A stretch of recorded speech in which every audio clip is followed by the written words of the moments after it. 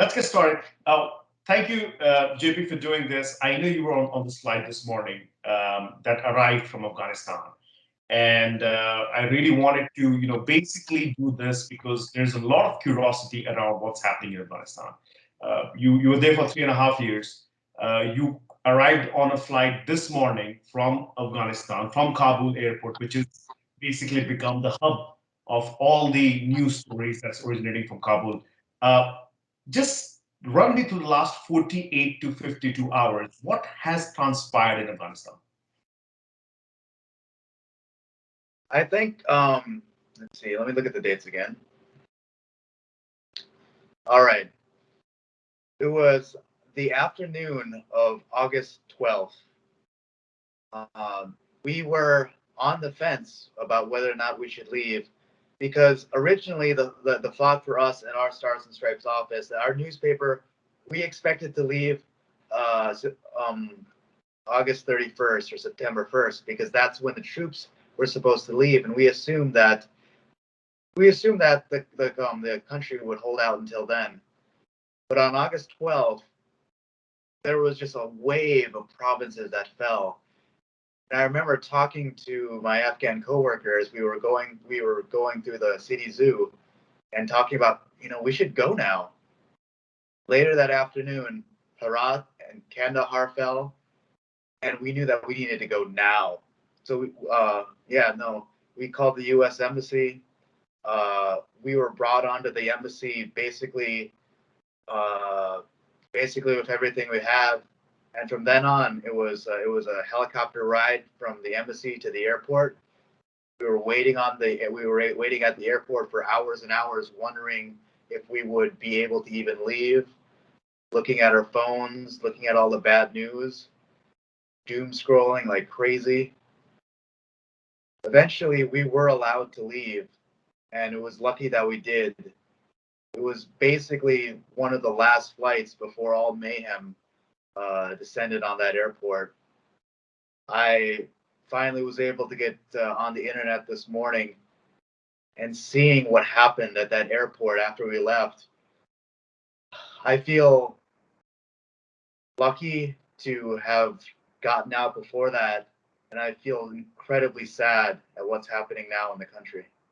Okay, and you must have seen the visuals of how people are clinging on to the airplane and falling from the sky and dying.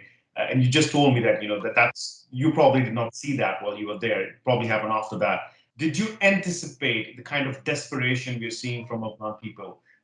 Throbbing, like basically moving towards the airport, trying to get out from the airport. Did you see like this would actually eventually happen if America was to leave?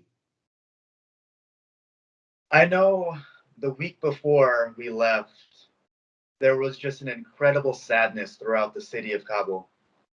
My coworker told me it's like the city has changed its color.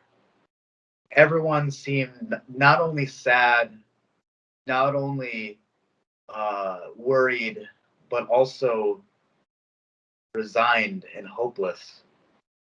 There was a lot of people that I said goodbye to, and it wasn't a goodbye where you felt better afterwards. So many goodbyes where I felt incredible shame at what happened. I was talking to my Dari teacher for three. I had a Dari teacher of 3 years, and as I was saying goodbye, I remember feeling that I couldn't help very much, and knowing that if the Taliban come back as they did in the 90s, she's probably not going to be able to teach again. And do you, I mean, do you feel? I mean, you obviously feel a lot of things. Do you think, the people who basically help you on the ground, do you think they will be safe, or you think, there is a chance that they may not even, survive the new Taliban regime?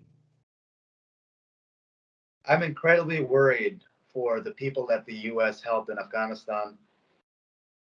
A lot of it is because a lot of the people at the U.S. Embassy who are supposed to help these SIV cases had to be evacuated. There's still staff at the airport, but it's not a stable situation. I'm very, very worried about whether or not we can save all the people who are at risk. My coworker is at risk, and I hope that the U.S. fulfills its end of the bargain. So my coworker, who is on the 13th step out of 14, the second to the last step of SIV, I hope he and his family can be protected. I'm We very saw, worried about everyone else. and now, obviously we'll probably hear from the president, who is not supposed to speak, and now we know he's going to speak today. There is growing concern about, he's only concerned about getting the American citizens out of Afghanistan, which is understandable. But do you anticipate America playing a bigger role in Afghanistan from this point onwards? I think one of the tricky things about this conflict for the entire 20 years has just been the complete indifference of the American people to this war. I know my family didn't read very much up on it, and I'm a reporter here. Yeah. A lot of people, when I talk to them about the war in Afghanistan, I realize that they're actually talking to me about the war in Iraq. Mm-hmm. I think that's one of the great difficulties of this war, is that it just hasn't been on the mind of the American people very much until this very moment. And I think because of that, I don't know what's going to happen.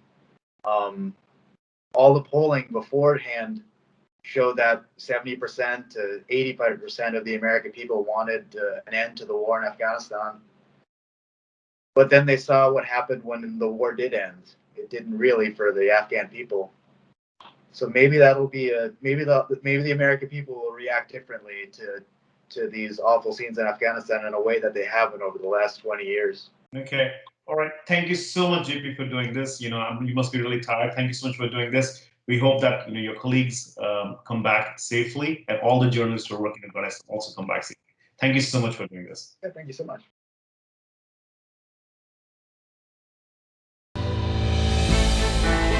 हमने की गलती फिर एक बार, corona ने किया दोबारा प्रहार। Mask, 2 गज दूरी, करें अपनी सुरक्षा खुद। कोरोना टीका हम सबको लगाना है, मिलकर साथ समझदारी से कोरोना को हराना है।